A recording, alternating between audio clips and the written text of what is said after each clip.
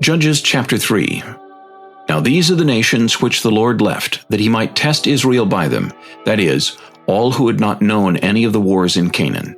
This was only so that the generations of the children of Israel might be taught to know war, at least those who had not formerly known it. Namely, 5 lords of the Philistines, all the Canaanites, the Sidonians, and the Hivites, who dwelt in Mount Lebanon, from Mount Baal-Hermon to the entrance of Hamath. And they were left, that he might test Israel by them, to know whether they would obey the commandments of the Lord, which he had commanded their fathers by the hand of Moses.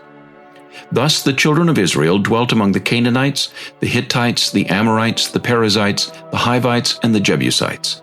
And they took their daughters to be their wives, and gave their daughters to their sons, and they served their gods.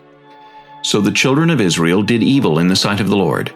They forgot the Lord their God, and served the Baals and Asherahs. Therefore the anger of the Lord was hot against Israel, and he sold them into the hand of Cushan-Rishathaim, king of Mesopotamia. And the children of Israel served Cushan-Rishathaim 8 years.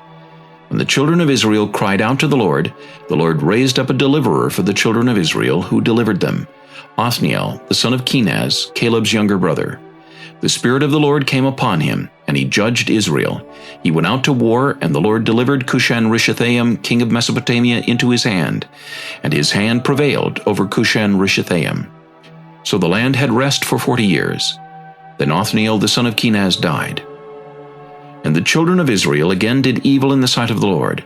So the Lord strengthened Eglon, king of Moab, against Israel, because they had done evil in the sight of the Lord.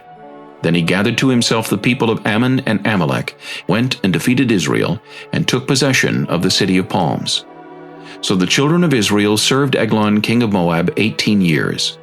But when the children of Israel cried out to the Lord raised up a deliverer for them, Ehud the son of Gera, the Benjamite, a left-handed man. By him the children of Israel sent tribute to Eglon king of Moab.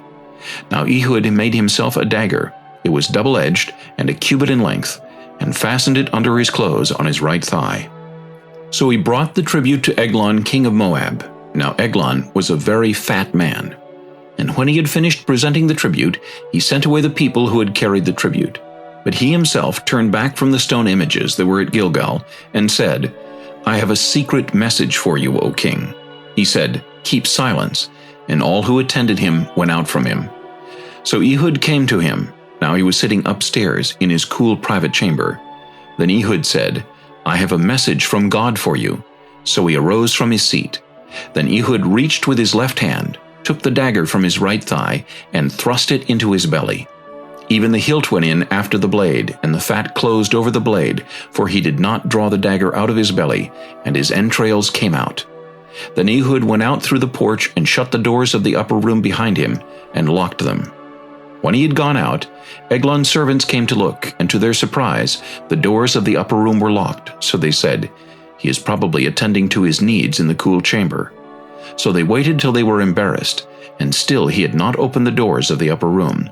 Therefore they took the key and opened them, and there was their master, fallen dead on the floor. But Ehud had escaped while they delayed, and passed beyond the stone images, and escaped to Seirah.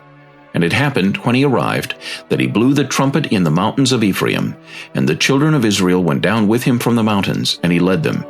Then he said to them, Follow me, for the Lord has delivered your enemies the Moabites into your hand. So they went down after him, seized the fords of the Jordan leading to Moab, and did not allow anyone to cross over.